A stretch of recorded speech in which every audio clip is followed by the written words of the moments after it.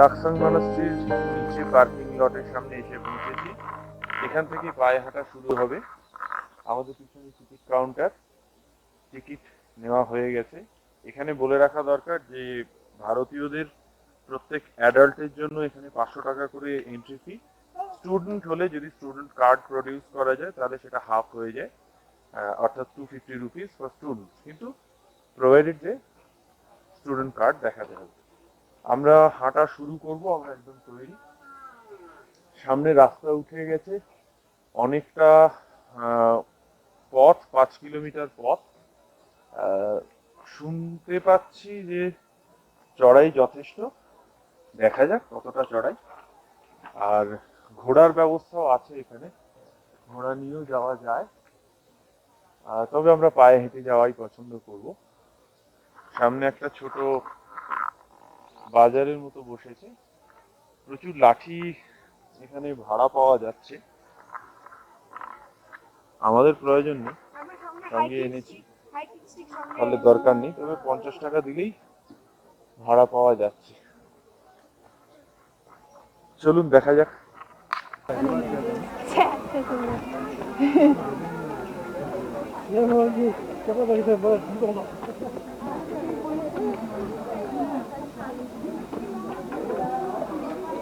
নানা রকমের handicraft item, gift items বিক্রি হচ্ছে, তবে এগুলো কোনোটাই খুব আনকমন নয় বা লোকালি এক্সক্লুসিভ কিছু নয়, এটা বেশিরভাগ জায়গাতেই পাওয়া যায়।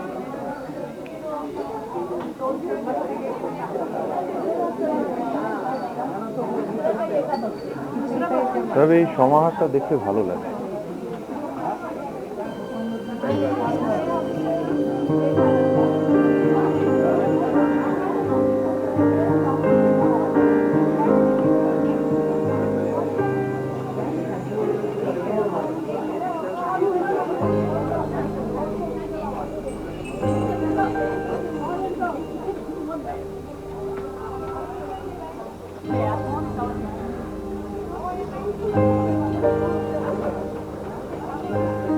End of the small marketplace, and here comes the stable. যা গন্ধ না, যে শুঁকছে সেই বুঝতে পারছে।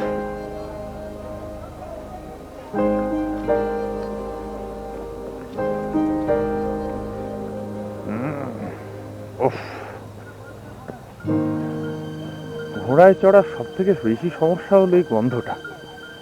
বাপরে, দুলুনি তো তবু সহ্য করে নেওয়া যায়, আমি ঘোড়ার গায়ের এই গন্ধটাই সহ্য করতে পারি না।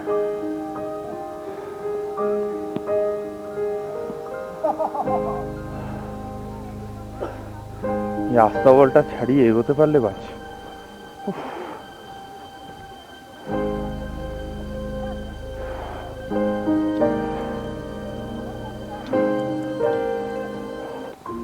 ওই অনেকটা উপরে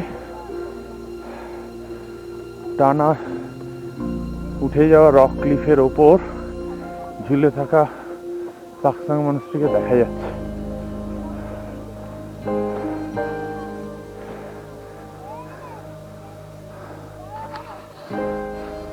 একটু দাঁড়ানো দরকার।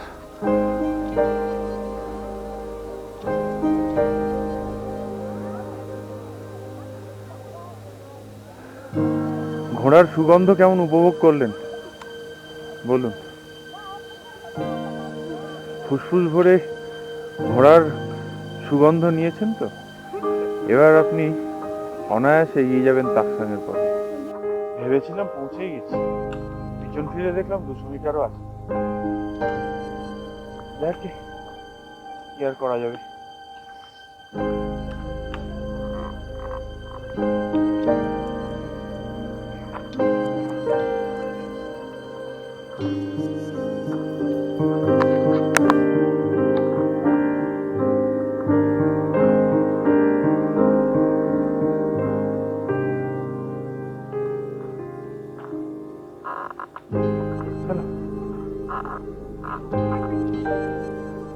আমরা লং কাটই চলি, শর্টকাটের কথা ভেবে কি লাভ।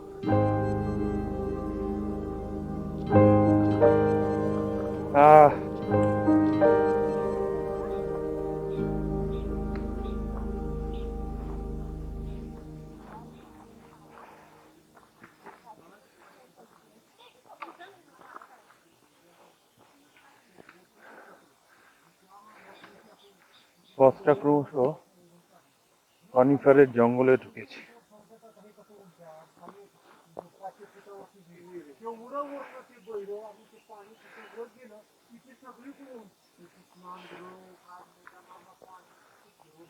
রাস্তাটা অ্যাজ ইউজুয়াল হর্স ড্রপিংসে ভর্তি।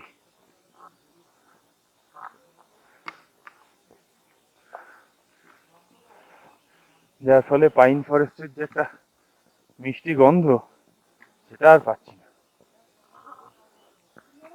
তবে পাখির ডাক প্রচুর শুনতে পাচ্ছি, নানা রকমের পাখির ডাক। ক্যামেরায় কতটা আসছে আমি জানি না, কতটা রেকর্ড হচ্ছে সাউন্ড, মিষ্টি ডাকগুলো মনটা ভরিয়ে দিচ্ছে।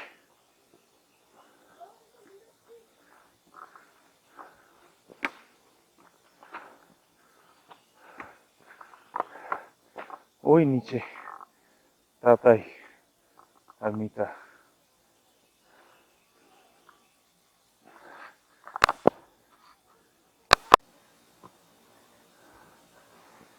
চড়াই এখনো পর্যন্ত খুব বেশি নয়, মাঝারি ঢালে উঠে গেছে উপর দিকে।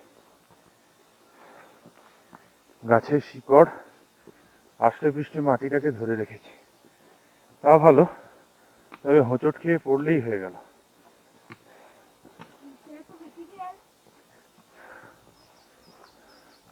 পায়ে পায়ে পথটা তৈরি হয়ে গেছে।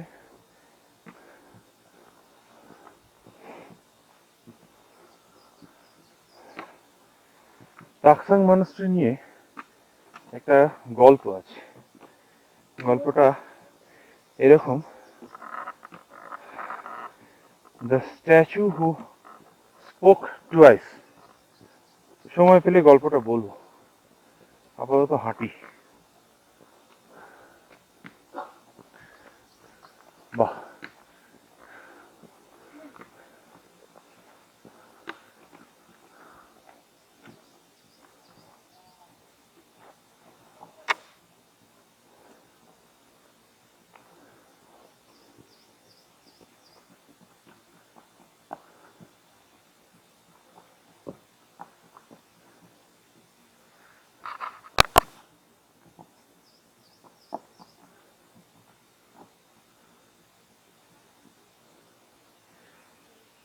ঘোড়ার পিঠে চড়ে ওপরে যাওয়ারও ব্যবস্থা আছে।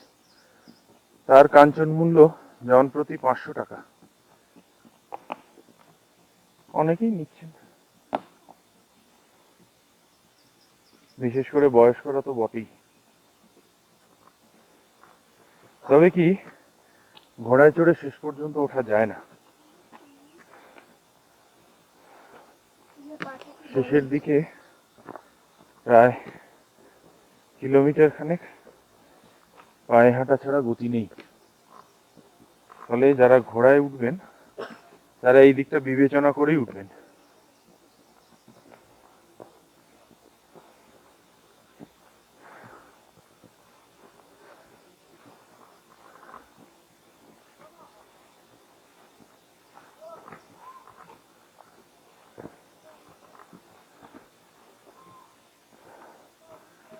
আকাশটা মেঘলা হয়ে রয়েছে। যদি সূর্য থাকতো তাহলে এখানে একটা চমৎকার আলো ছায়ার খেলা তৈরি হতে পারত। মিস করছি। তবে এটাও ঠিক, সূর্যের উপস্থিতিতে হাঁটাটা একটু কষ্টকরই হতো।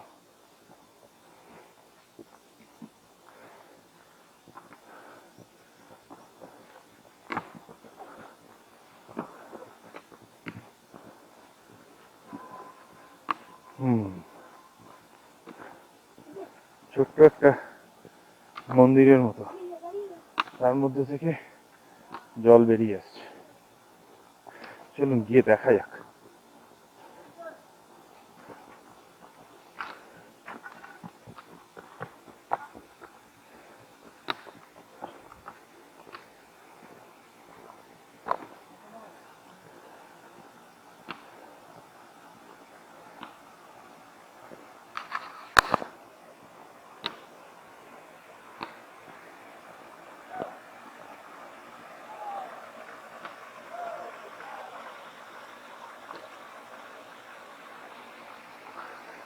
একটু এগিয়ে দেখা যাক কি আছে এখানে। এদিক থেকে তো দরজা বন্ধ, কই পরোয়া নেই। হ্যাঁ, এই জিনিসগুলো সম্পর্কে একটু বলে রাখা ভালো। এগুলো ভুটানিজরা তৈরি করেন তাদের পরিবারের মৃতজনের উদ্দেশ্যে। মাটি দিয়ে তৈরি, রং করা হয়, কখনো করাও হয় না। ভেতরে থাকে মৃতজনের ছাই। তারপর এটা এমন জায়গাতে রাখতে হয় নির্জনে, যেখানে বৃষ্টির জলে এগুলো নষ্ট না হতে পারে। পাহাড়ের রাস্তায় আস্তে আস্তে অনেক জায়গাতে পাথরের খালি এই ধরনের জিনিস আমি রাখতে দেখেছি। ভিতরে দুটো প্রেয়ার হুইল আছে, কিন্তু প্রেয়ার হুইলটা ঘুরছে না।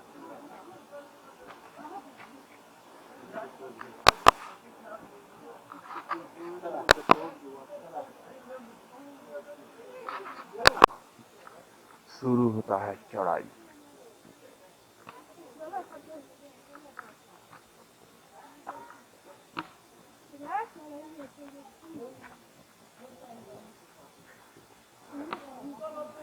ব্লু পাইন,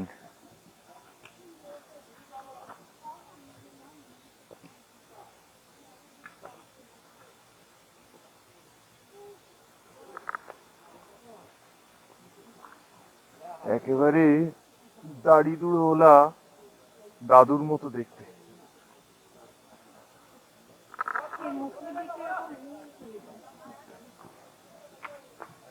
হ্যাঁ, ওই কোনগুলোর পাতাগুলোর সামনেটা নীল নীল হয়ে থাকে। You go there. You want a horse dance?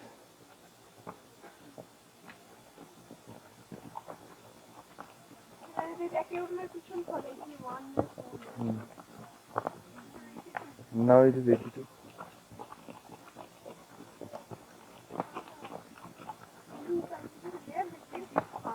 नहीं, कब?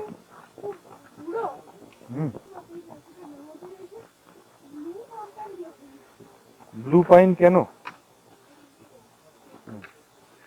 ওই যে বললো না মা, এগুলোর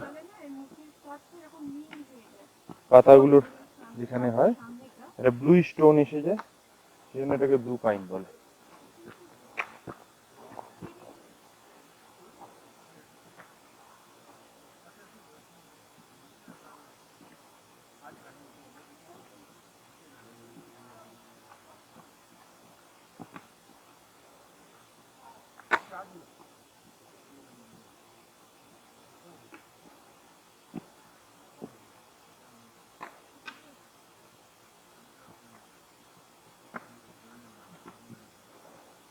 You are making a traffic jam. Go ahead.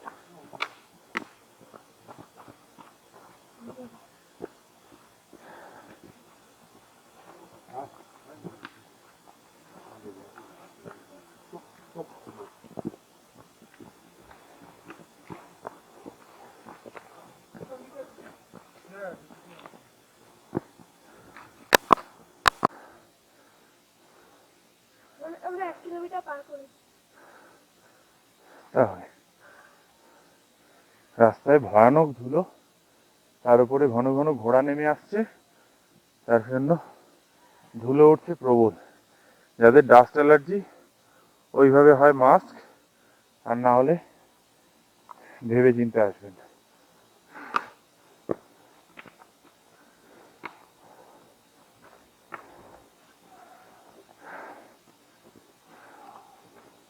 এই রাস্তায় অবশ্য নতুন কিছু না, যে কটা তীর্থস্থান দেখেছি সবই এই একই অবস্থা।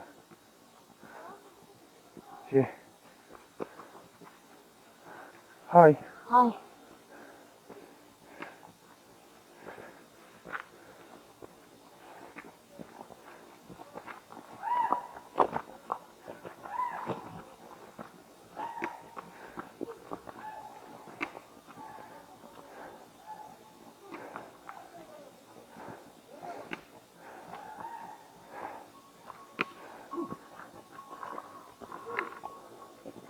ঘোড়ার কনভয় চলেছে।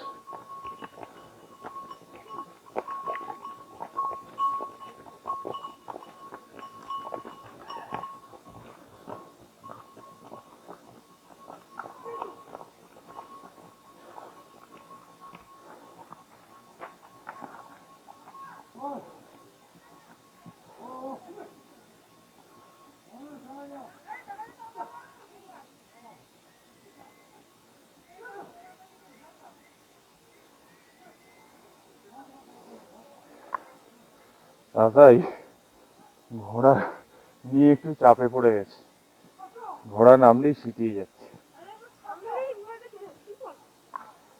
ছোট ছোট লাল্লি গুড়া দেখা যাচ্ছে, এটি শুকিয়ে গেছে, আশপাশে অনেক আছে।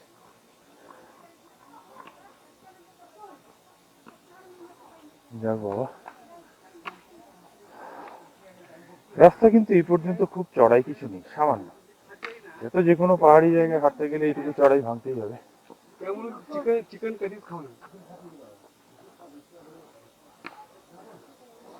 বাহ, এপ্রিল মাসে এলে হয়তো জায়গাটা আরো সুন্দর লাগবে। চতুর্দিকে রডর গাছ দেখতে পাচ্ছি, কিছু কিছু জায়গায় ছোট ছোট ফুলও হয়ে রয়েছে, তবে তার সেই জেল্লাটা নেই। না, ওই গাছটা কিন্তু খুব সুন্দর লাগছে।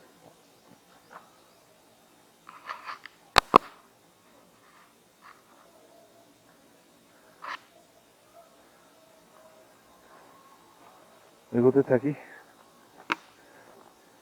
আমাদের ড্রাইভার রাজ, যার গাড়িতে আমরা ভুটান ঘুরছি, সে বলছিল যে অনেক সময় উঠতেই অনেকের 5 ঘন্টা লেগে যায়।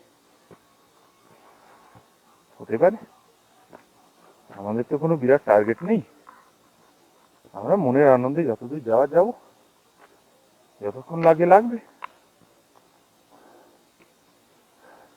বাহ, এতক্ষণ পরে একটু উপরে উঠে এসছি বলে বেশ অনেকটা খোলা জায়গা দেখতে পাচ্ছি।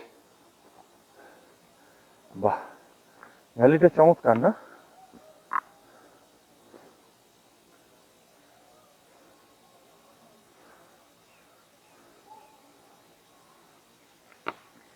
এখানে ক্যামেরাটা বন্ধ করে একটু দাঁড়াই, কারণ দুজনেরই এখান দিয়ে নেগোশিয়েট করতে একটু অসুবিধাই হবে।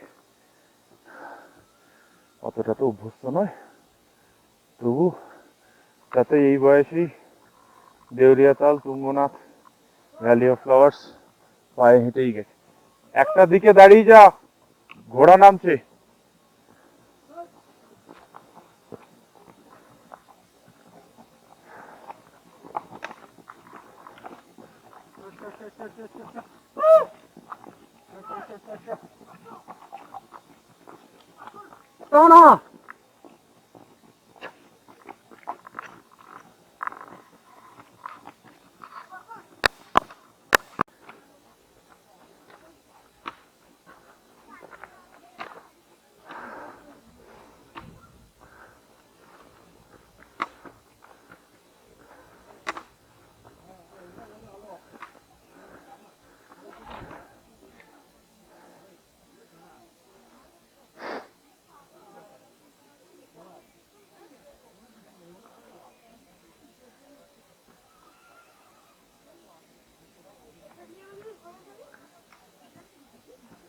তাহলে তোকে শুধু নিয়ে নেমে যাবে, চলে। ছোট ছেলে তো, ভয় পাচ্ছে।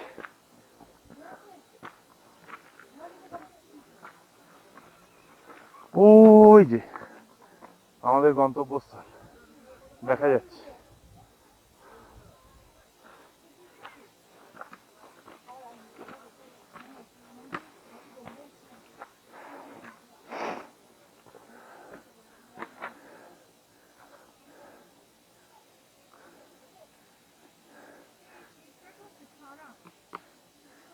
এই লাঠিটার উপরে ভর দাও, লাঠিটা পিছন দিকে আর পাঠাও, ভর দাও।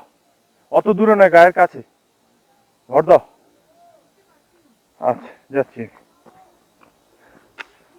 ওখান দিয়ে আসছো কেন? এই দিক দিয়ে এসো না, এই দিক দিয়ে এসো, এই দিক দিয়ে এসো। এগুলো অনেক কম খাড়াই। ওর হাতে না লাঠি, ভরসা করো তোমার জুতো এবং লাঠি তোমার আটকে দেবে, পুরো ভর দাও ওর উপর। চলো না, ধরতে হবে না, ও পারবে।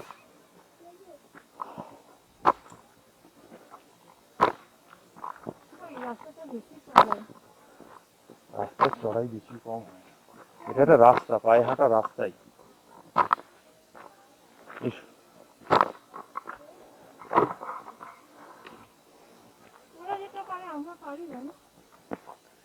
আচ্ছা আর পেরো না, এইটুকু পেরে যাও।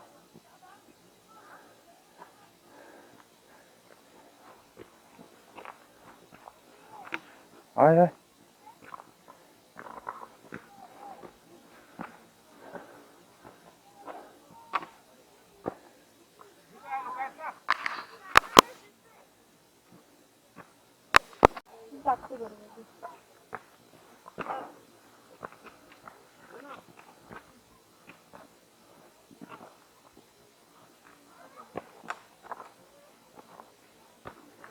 Fine fine. দেখে নে একবার টাকসাং, ওইখানে দেখা যাচ্ছে ওই পাহাড়ের চাচা ঢালের উপর। বসো, ওই পাথরটাতে বসলে সুবিধে হতো। তা তো বসবি তো পাশে বসে বসে, হ্যাঁ ধুলোতেই।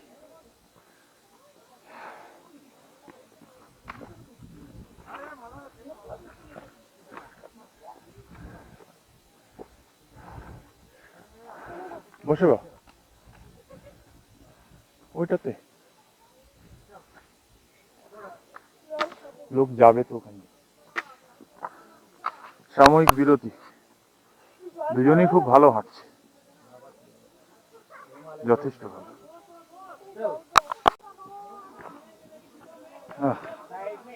After a small time break, we are continuing our upskill journey. আমার সবথেকে বেশি দূর হচ্ছে পায়ে।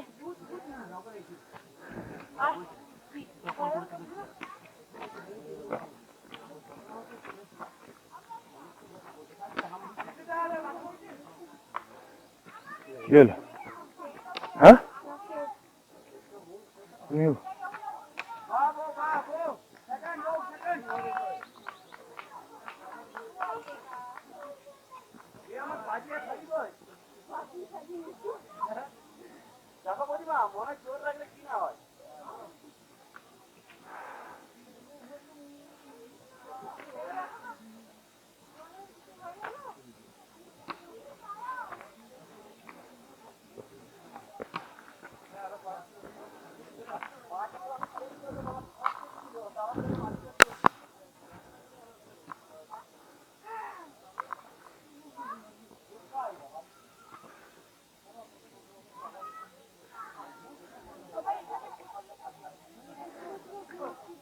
এটা পায়ে চলা রাস্তা, ঘোড়া অ্যাভয়েড করার জন্য সবাই এটা দিয়ে যায়।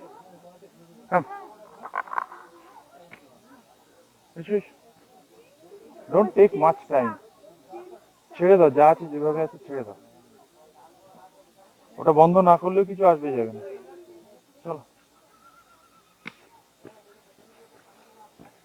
পিছনে পিছনে, স্টিকটা থাকে পিছন দিকে, চাপ দেওয়ার সময়।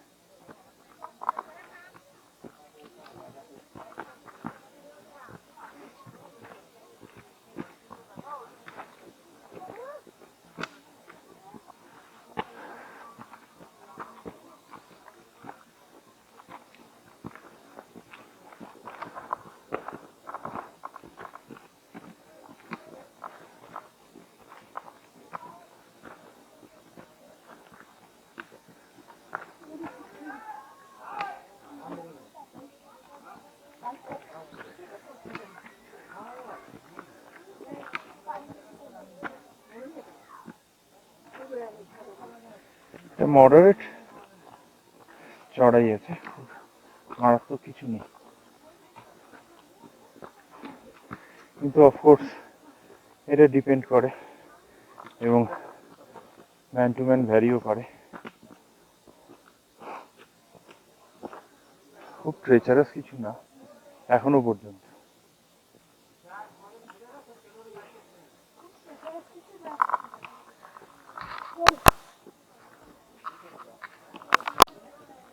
অতীতে সব রাস্তায় রমে যেত, আজকাল সব রাস্তায় তাকসাং যাচ্ছে, যেদিক দিয়ে খুশি গেলেই হলো। তা আমরা বামপন্থাই নিলাম।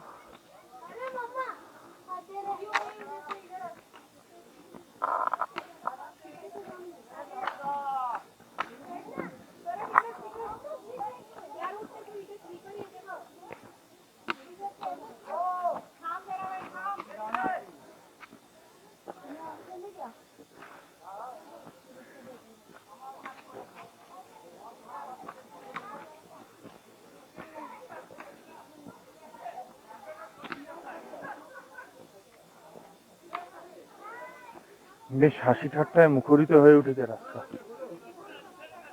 বড় বড় দলে আসার এই পুলিশ।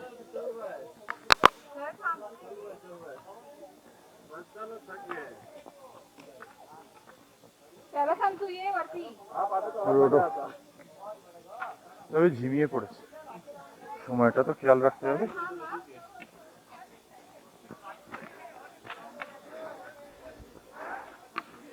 ছোট ছোট বাচ্চারাও দিব্যি যাচ্ছে।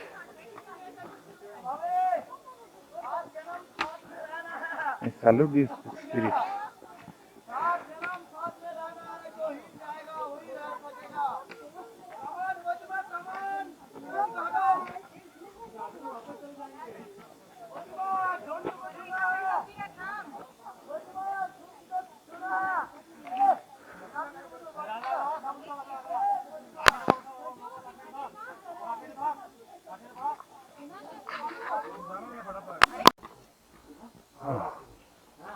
চলেছে, যে যার মতো চলেছে। ছেলে এদিকে, মা এদিকে। চলো।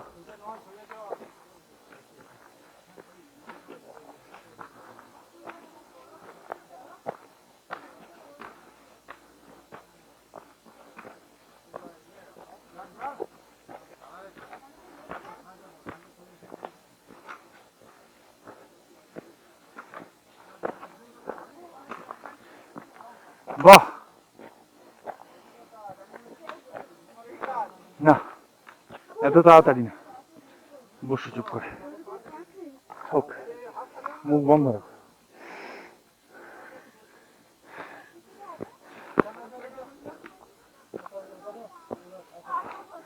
এই রোডগুলো একটু টাটকা,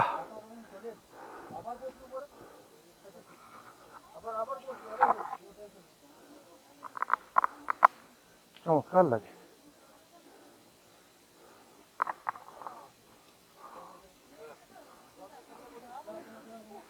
ওই তাকসাং,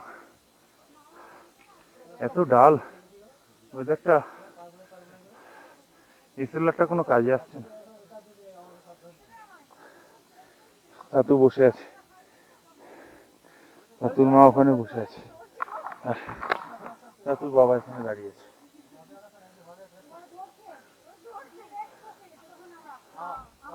একটু দমের অভাব হচ্ছে, কি করি, বয়সটা তো হচ্ছে। তাকসাং, গল্পটা বলতে হবে, ভুলে গেছি। গল্পটা ভুলে যাইনি, গল্পটা বলবো। মাঝপথে একটা জায়গা আছে, সেখানে রেস্ট নেওয়া যায়, সেই রেস্ট নেওয়ার সময় বলবো। আমরা কন্টিনিউ করি।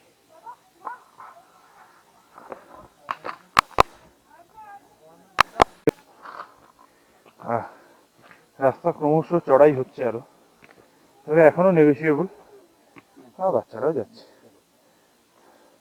ম্যাডামজি তো ভালোই আসছেন, আর তাই তো শোঁ করে এগিয়েই গেছে। একটু আগে যেটা হাফওয়ে মার্ক বলে সেটা দেখতে পাচ্ছি না পাহাড়ের উপরে।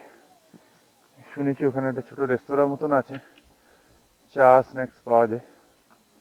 ওখান থেকে বলে তাকসাং ভিউ পয়েন্ট, হাফওয়ে মার্কও বলে অনেকে। অনেকে ওই পর্যন্ত গিয়েই চলে আসে। ওর পরে রাস্তা আবার নিচে নামবে, নেক্সট আবার উপরে চড়াই উঠবে।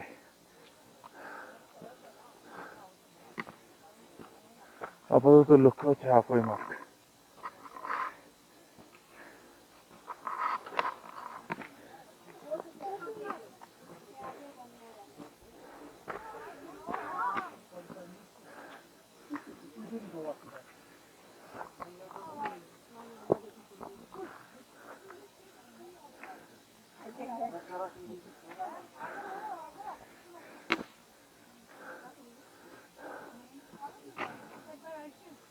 Yep. Hey. ধরো ধরো।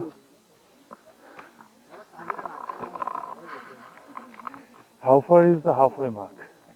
Cafeteria Yeah. is the halting point. Minimum half an hour. No, 25 minutes, 20 minutes, half an hour. That is it. একদম একটা রেস্টিং জায়গা আছে ওখান থেকে আবার 45 minutes to 1 hour. আচ্ছা, আর ওখান থেকে শুনেছি আমরা উপরে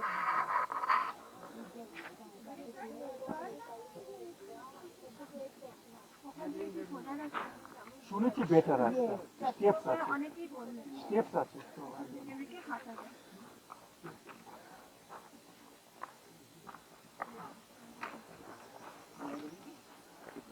চলো চলো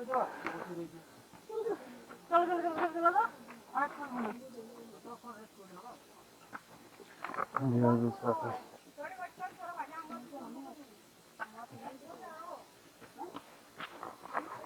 ধর।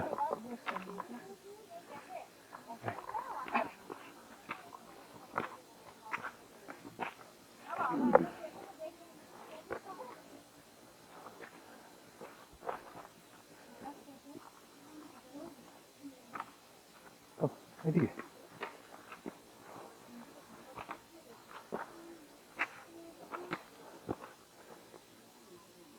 জাস্ট পাল্টি খাওয়া আবার চলে এসো।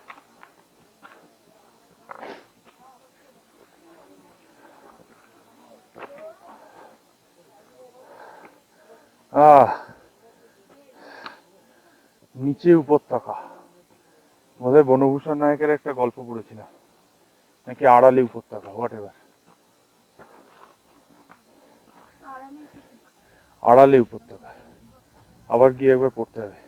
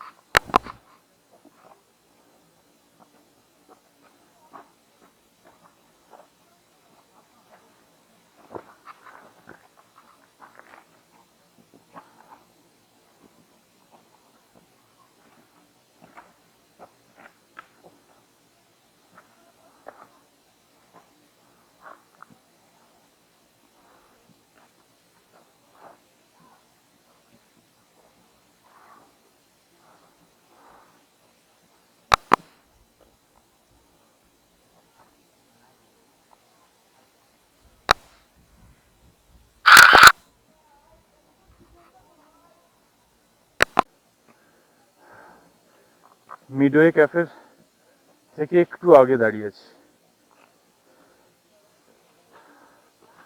সামনে একটা প্লেয়ার হুইল, সেটা দেখানোর জন্যই ক্যামেরাটা খুললাম। একটা নয়, অনেকগুলো।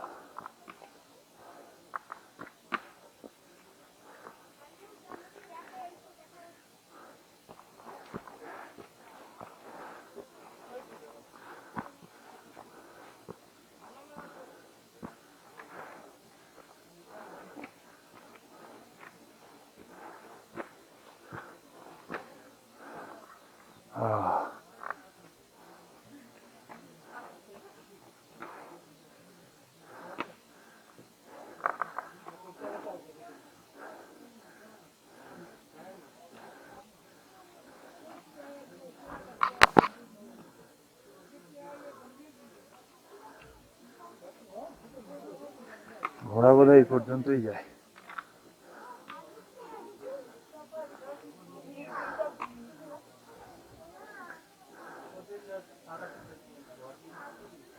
তাকসাং মনস্ট্রি দেখা যাচ্ছে সোজা পাহাড়ের উপরে।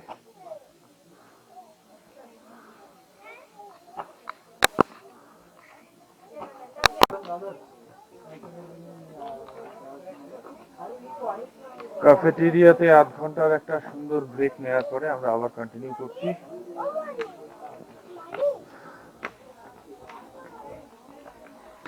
হ্যাঁ, একটা গল্প বলবো বলেছিলাম, গল্প ঠিক না লিজেন্ড। সেটা হচ্ছে the statue that spoke twice. বিষয়টা এরকম, এখানে এই তাকসাং গোম্পায় গুরু রিম্পোচের মূর্তি আছে। এটা বলা হয় যে 14th শতকে গুরু রিম্পোচে আর পদ্মসম্ভবা তিনি তিব্বত থেকে একটা টাইগ্রেসের পিঠে চড়ে এখানে এসেছিলেন এবং এখানে গুম্ফা পতন করেন। পরে তার একটা মূর্তি তৈরি করা হয়, একটা ব্রোঞ্জ কাস্টিং মূর্তি, যে মূর্তিটা রাখা ছিল পারলদঙের ভিতরে। একদিন সেই মূর্তিটা হঠাৎ কথা বলে ওঠে এবং বলে যে তাকে যেন অবশ্যই তাকসাং গুম্ফার ভিতরে নিয়ে গিয়ে প্রতিষ্ঠিত করা হয়। তো তার ফলে তৎকালীন যিনি রাজা ছিলেন তার তত্ত্বাবধানে মূর্তিটাকে তাকসাংয়ে নিয়ে আসার জন্য তোড়জোড় শুরু হয়ে যায়। কিন্তু হলে কি হবে, একটা বিশালাকার মূর্তি, সলিড ব্রোঞ্জের তৈরি, তাকে নিয়ে আসা তো সহজ ব্যাপার নয়। তা 10 জন করে লোক নিয়ে এক একটা দল তৈরি করা হয়, তারা কাঁধে করে মূর্তিটা বয়ে নিয়ে আসে। এভাবে বয়ে নিয়ে আসতে আসতে তারা এই পর্যন্ত, আমরা যেখানে এখন ছিলাম, যেখান থেকে তাকসাং গুম্ফাকে পরিষ্কার দেখতে পাওয়া যায়, ভিউ পয়েন্টও বলে অনেকে, সেখানে এসে পৌঁছে। কিন্তু এরপর থেকে রাস্তা ভীষণ খাড়া যেমন তেমন আবার সরু, ফলে 10 জন কেন 2 জন পাশাপাশি যাওয়াটাই কষ্টকর। এই পরিস্থিতিতে কি করা যায় সেটা নিয়ে চিন্তা ভাবনা করছেন।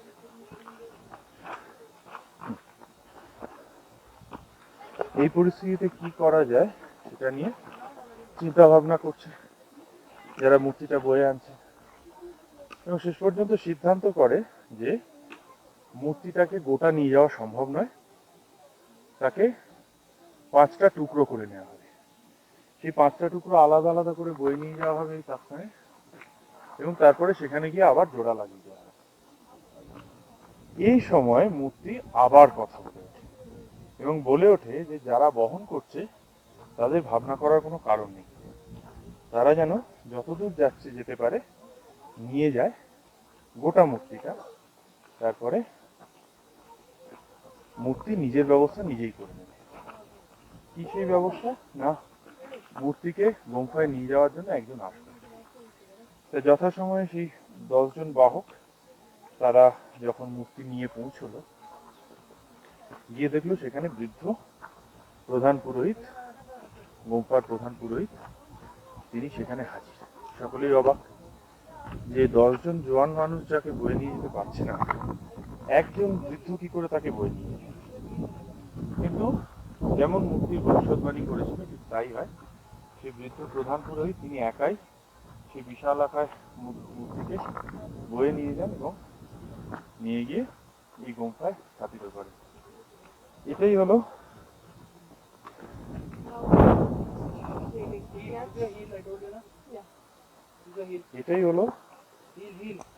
সেই মূর্তি,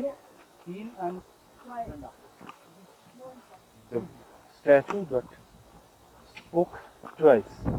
বাংলা পড়লে দাঁড়ায় যে মূর্তি দুবার কথা বলেছে। তারপর থেকে আজ পর্যন্ত নাকি পদ্মসম্ভবের মূর্তি আর কখনো কথা বলেনি। মূর্তির কথা জানি না, আমার নিজেরই মুখ এখন বন্ধ হয়ে যাচ্ছে।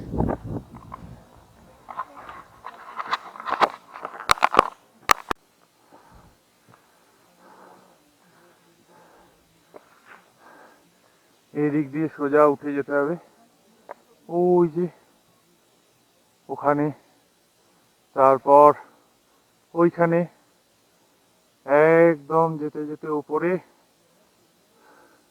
ওটাই এই রাস্তার হাইস্ট পয়েন্ট। ওখান থেকে সোজা নেমে আসতে হবে ওই খাঁজের মধ্যে, যেখানে অনেকগুলো লুমদার দেখা যাচ্ছে, খাড়া নেমে এসছে এই শেষ পর্যন্ত এই খাঁজ।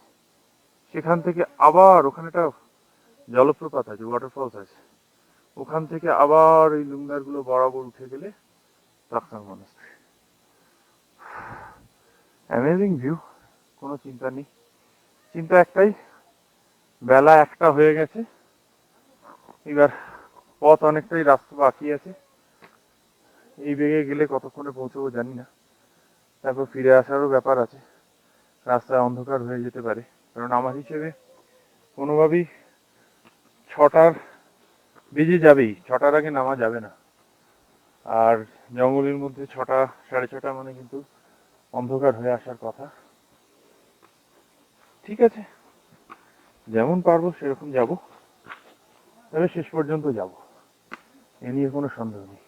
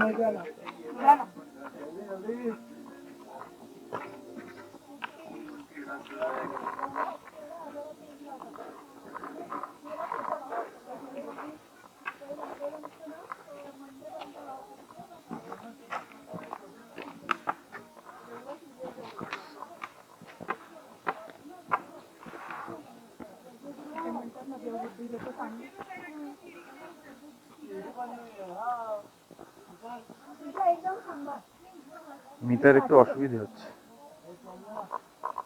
কি ফিল করছো?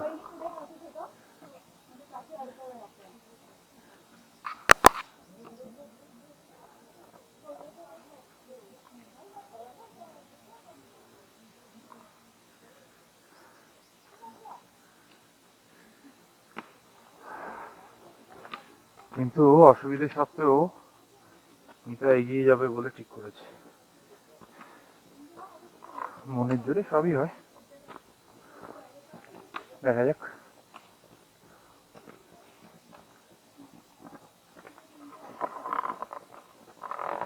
রাস্তাটাও বেশ প্যাঁচ দিয়ে ওপরে উঠছে। হ্যাঁ, গ্রেডিয়েন্টটা কম বেশি 35 ডিগ্রি 40 ডিগ্রির মধ্যে ঘোরাফেরা করছে, তার বেশি গ্রেডিয়েন্ট এখনো পর্যন্ত দেখিনি। হ্যাঁ,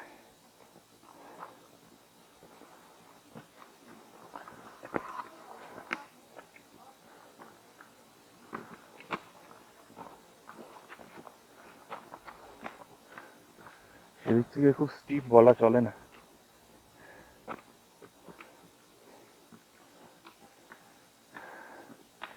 কিছু কিছু জায়গায় হয়তো গ্রেডিয়েন্ট বেশি হতে পারে, তবে মোস্ট অফ দ্য টাইম একটা জাস্ট মাঝারি গ্রেডিয়েন্টে পাক দিতে দিতে রাস্তাটা উঠেছে।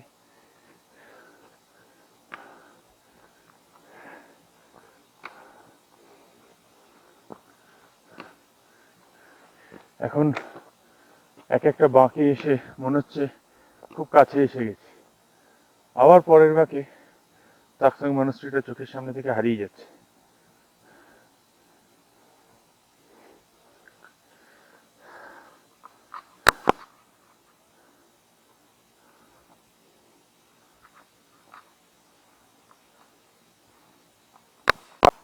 মাথার উপরে উঠে এসছি, মাথার উপরে বলছি এই কারণেই, অনেক নিচে ক্যাফেটেরিয়া থেকে আপনাদের দেখাচ্ছিলাম যে একটা হাই পয়েন্টে উঠতে হবে, তারপর কিছুটা ফ্ল্যাট, তারপরে আবার ডাউন, তারপরে আবার আপ। তো সেই মাথার উপরে উঠে এসেছি। এই হচ্ছে বর্তমান হাল।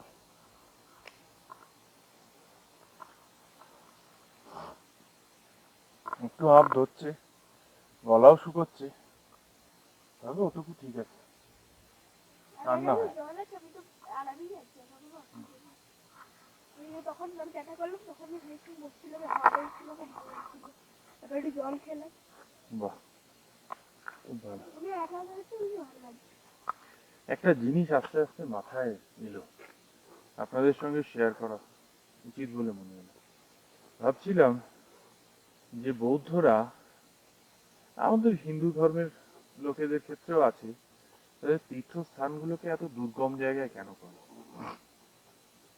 তারপর হাঁটতে হাঁটতেই উত্তরটা পেলাম যে দুটো ধর্মেই, হিন্দু ধর্মে তো বটেই, বৌদ্ধ ধর্মে বিশেষ করে বৌদ্ধ ধর্মের যে অংশটা তান্ত্রিক বুদ্ধিজমের শাখাটা, সেটা তো হিন্দু ধর্মের দ্বারা অনেকটা প্রভাবিত। সেটা মাথায় এলো যে দুটো ধর্মের ক্ষেত্রেই সম্ভবত কঠিন আত্মনিপীড়নের মাধ্যমে একটা চৈতন্যের উচ্চ স্তরে পৌঁছানোর ধারণা আছে। আর সেই কারণেই বোধহয় এই আত্মনিপীড়নের পথটা তৈরি করা হয়েছে, যাতে ওপরে উঠতে উঠতে নিজের অবস্থা একেবারে, যাই হোক আর বললাম না।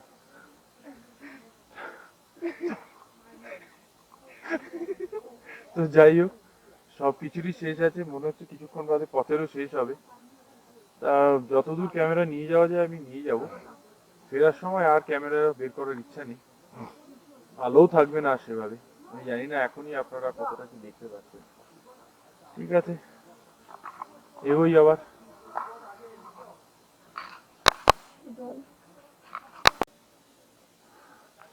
অনেকক্ষণ একটানা চড়াইয়ের পর একটু সমতল, পায়ের আরাম, মনেরও বটে। প্রেয়ার ফ্ল্যাগ গুলো বেশ সুন্দর দেখাচ্ছে, তবে এই আরাম সাময়িক, আবার চড়তে হবে।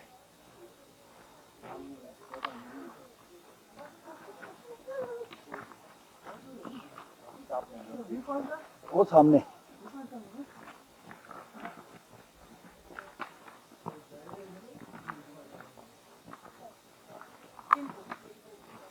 কে দে?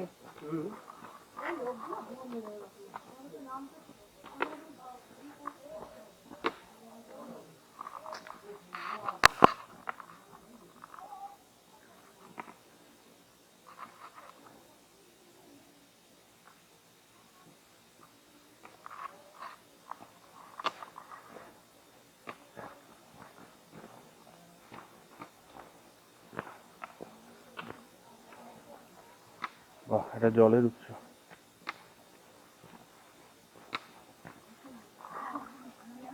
বসে একজন নিয়ে।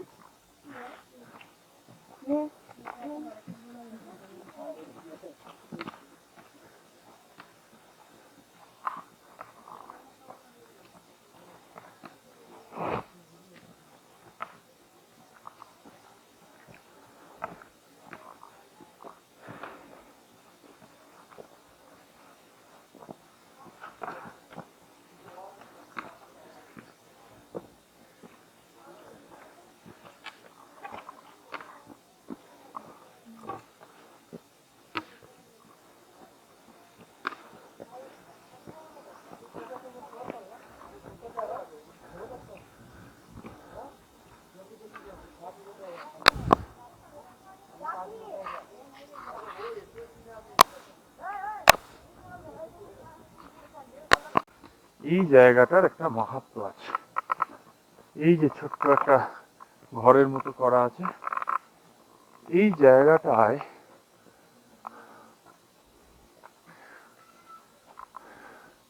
দেখা যাচ্ছে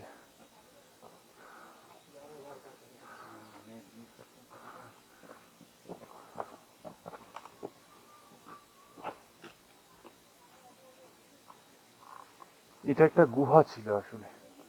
এই গুহাটাতেই জন্মেছিলেন Gurden Rinchen in the year of 1926. আর 1926টাকে ফায়ার টাইগার ইয়ার বলা হয়। ইনি ছিলেন ভুটানের তৎকালীন রাজা পরবর্তী সময়ে। তার স্মৃতিতেই এই জায়গাটা এখন এইভাবে ডেকোরেট করে দেওয়া হয়েছে। গুরজেন রিম্পোচে ভুটানের অন্যতম দেশনায়ক। তিনি জন্মেছিলেন এই ছোট্ট গুহাটাতে। এটা খুব স্বাভাবিক বিষয় ছিল। এখনো ভুটানের যে রাজকীয় ব্লাড লাইন, তাদের প্রত্যেকেই কোনো না কোনো গুম্ফা বা কোনো না কোনো এই ধরনের জং সেই সমস্ত জায়গাতে জন্ম লাভ করেন, শিক্ষা লাভ করেন, তারপর তারা সিংহাসনে আসীন হন।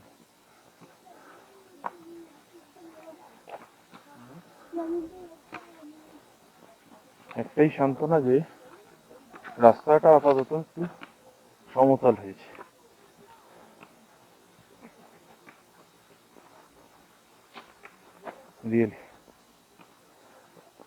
Really adorable. এতক্ষণ চড়াই ভাঙার পরে অল্প একটু সমতল, সেটাও খুব আকাঙ্ক্ষিত বলেই মনে হয়।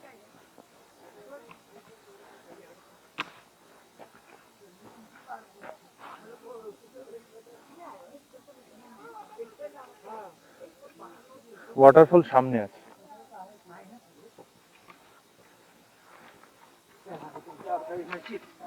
एकीला आणलीच मला सध्या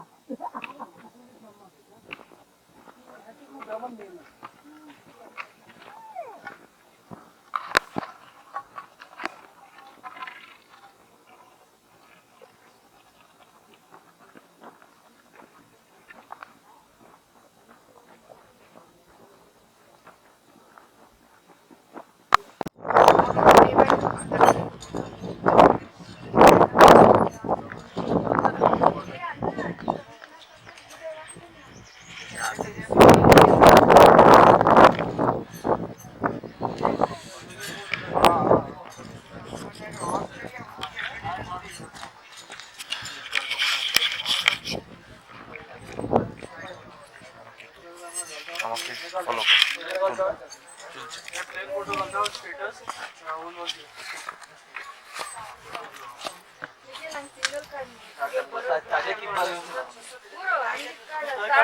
তুই ওদিকে যা,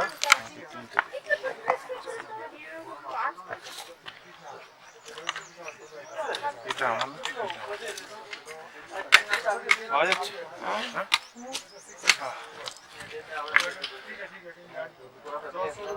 দুটো বেজে গেছে। আমরা যে জায়গাটাতে এসে পৌঁছেছি এই জায়গাটাকে অনেকে ভিউ পয়েন্ট বলে। এখান থেকে তাকসাং মনাস্ট্রি খুব সামনে একদম দেখতে পাওয়া যাচ্ছে, পাহাড়ের গায়ে প্রায় ঝুলন্ত।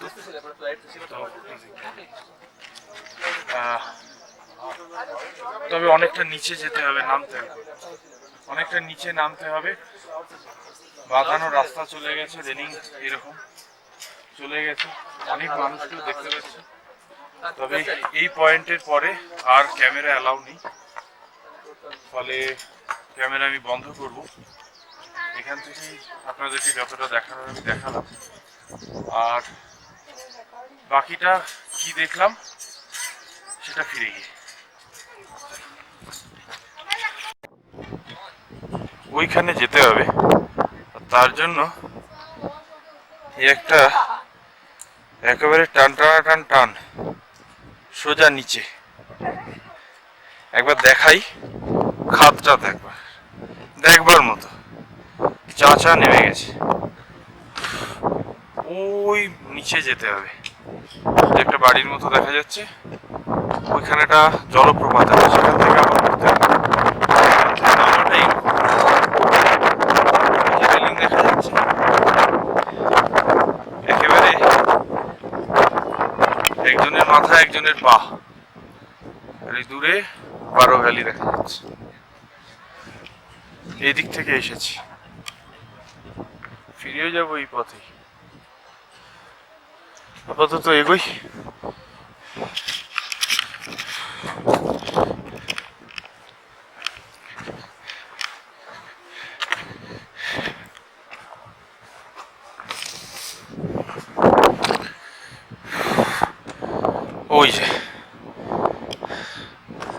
ওই যে হাঁটুর দফা রফা, আবার ফিরতেও হবে। যাক,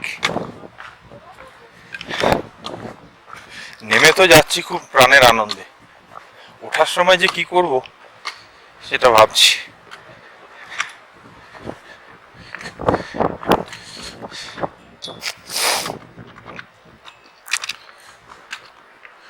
ভ্যালির দিক থেকে ঠান্ডা ঠান্ডা হাওয়া উঠে আসছে। তকসং, ও দেখো তকসং।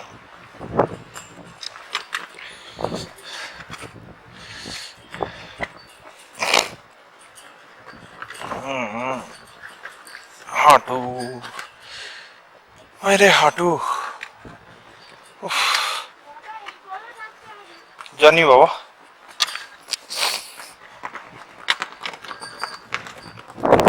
Someone is dragging something. No. এই পতাকাটার থেকে অদ্ভুত সাউন্ডটা আসছে।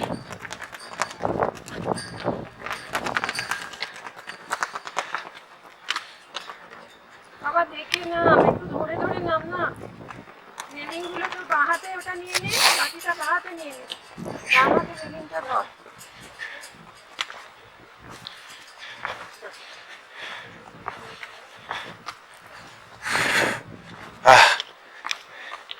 দেখা যাচ্ছে এবার।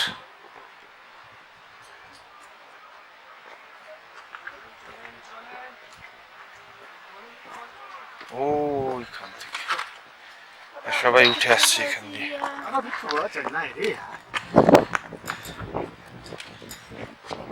ওই যে বহু নিচে লোকজন উঠছে, আমাদের এখন বহু নিচে নামতে হবে।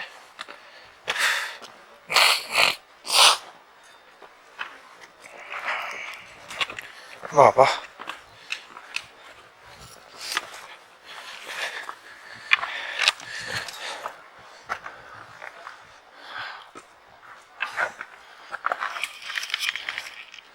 গুরু পদ্মসম্ভব তো বাঘের পিঠে চড়ে এসেছিলেন, আমাদের তো দু পাই ভরসা, সেই দুই পা এবার জবাব দিচ্ছে।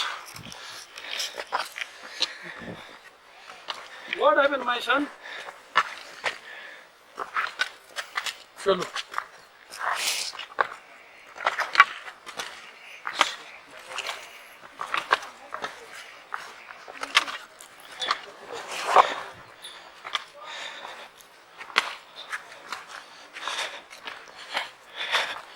চলো। आज आप ready to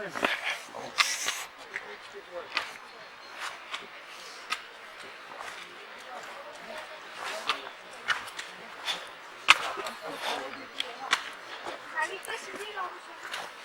হ্যাঁ,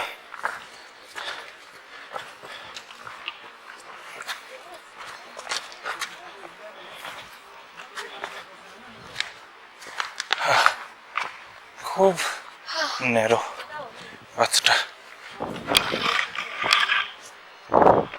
জলের শব্দ শুনতে পাচ্ছি। ওই উঠে গেছে রাস্তা, আকাঙ্ক্ষিত গন্তব্য, কিন্তু তার আগে এই এই ওই চলে গেছে নিচে নিচে নিচে আরো নিচে, আর এদিকে খাড়া পাথর।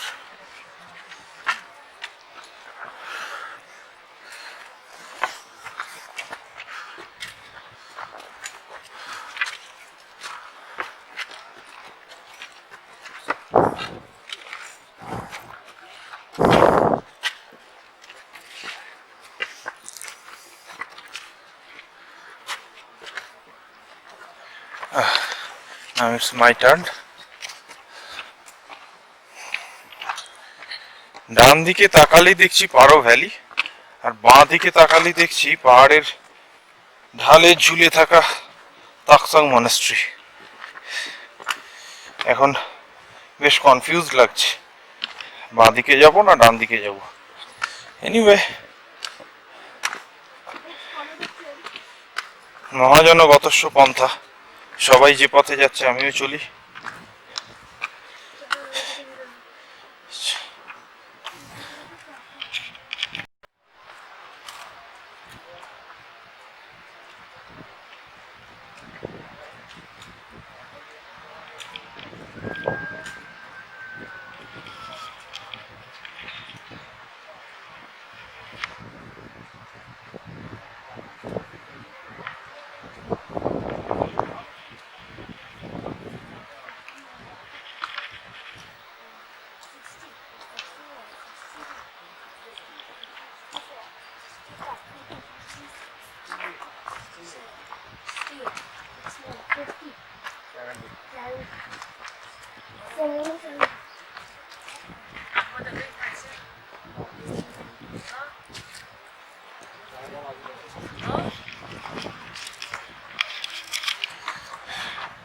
এখন কেবলই অধোগতি, তবে চিন্তা নেই, উন্নতির সোপান সামনেই আছে।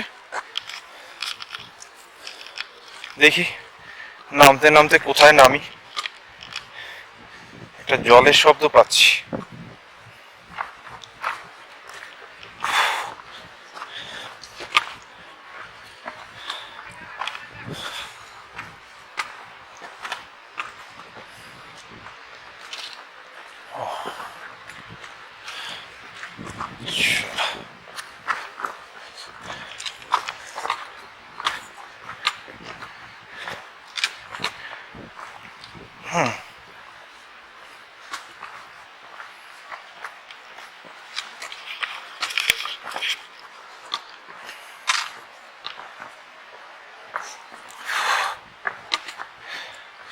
যারা এইসব লোহা পাথর এনে জায়গাটা বাঁধিয়েছে তাদের বলিহারি যাই।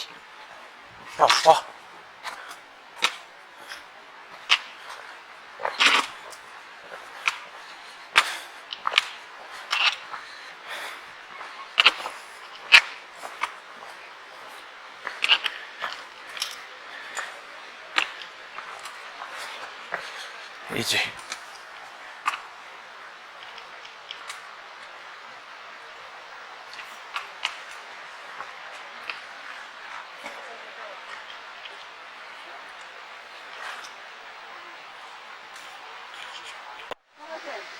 এই বিশালত্বটাকে না ছবিতে কথায় ঠিক অনুভব করা যাবে না। স্কেলটা একটা বিশাল উঠে যাওয়া চাচা পাথরের গা, তার মধ্যে খোদাই করে বের করা কতগুলো খাঁজ, সেখানে এক একটা ছোট ছোট স্থাপত্য, সব কেমন গুলিয়ে যাচ্ছে। ছোট বড় মাঝারির বোধটা ডিস্টার্ব করছে। আর এই ছাঁচা পাথরের গাটা একটাই জিনিস শুদ্ধ, আর এই চাঁচা পাথরের গাটা একটাই জিনিসের উদ্রেক করছে, সেটা সম্ভ্রম।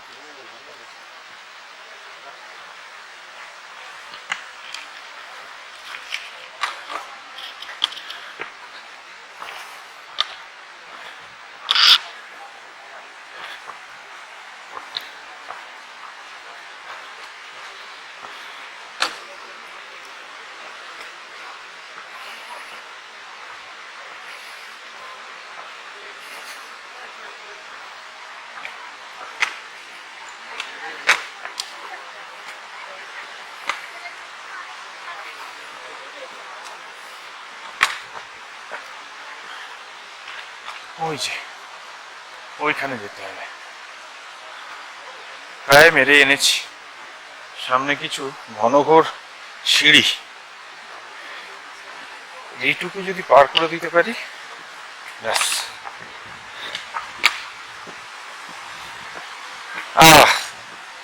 ঝর্ণার দেখা পাওয়াটা সবসময় রিফ্রেশিং।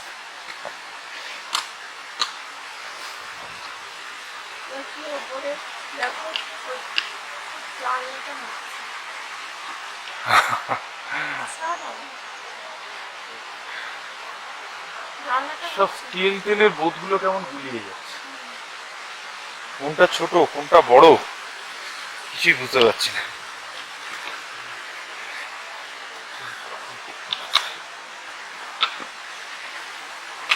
এটাও কি হয়, মানে বেশ বারবার এটাই মনে হচ্ছে এটাও কি সম্ভব এইভাবে কিছু। ও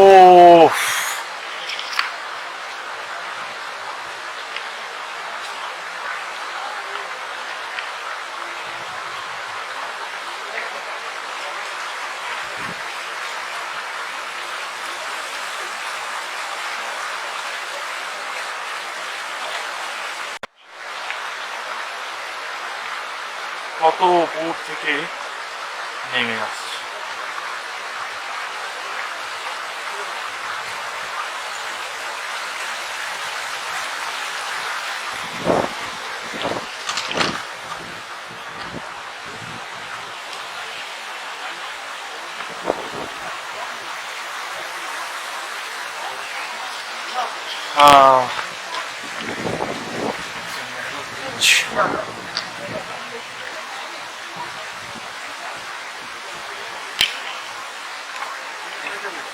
আর সামান্যই দূরত্ব ক্যামেরা নিয়ে এগোনো যাবে সামনের এই ছোট গেটটা পর্যন্ত, তত দূরই যাব।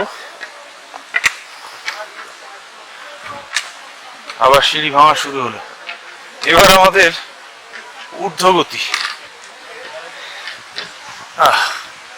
না, ওদিকে যাব না, ঘুরে যাব ডান দিকে। তার আগে আবার একবার এই ঝর্ণা, ওইখানে দাঁড়িয়েছিলাম।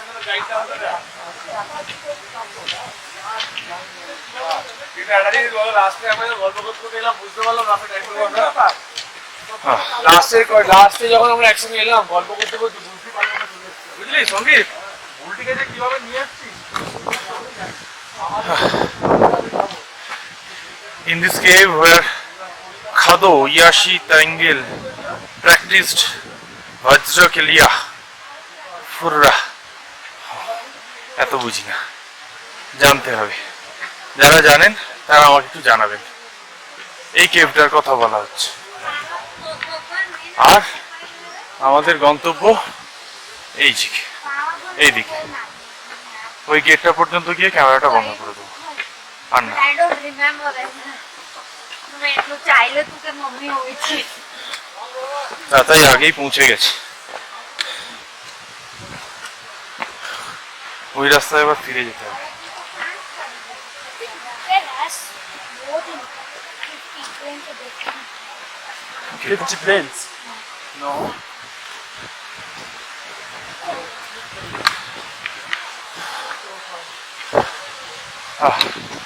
এবার ক্যামেরাটা বন্ধ করা দরকার।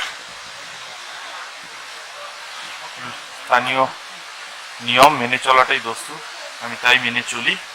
এখানেও তার অন্যটা হবে না।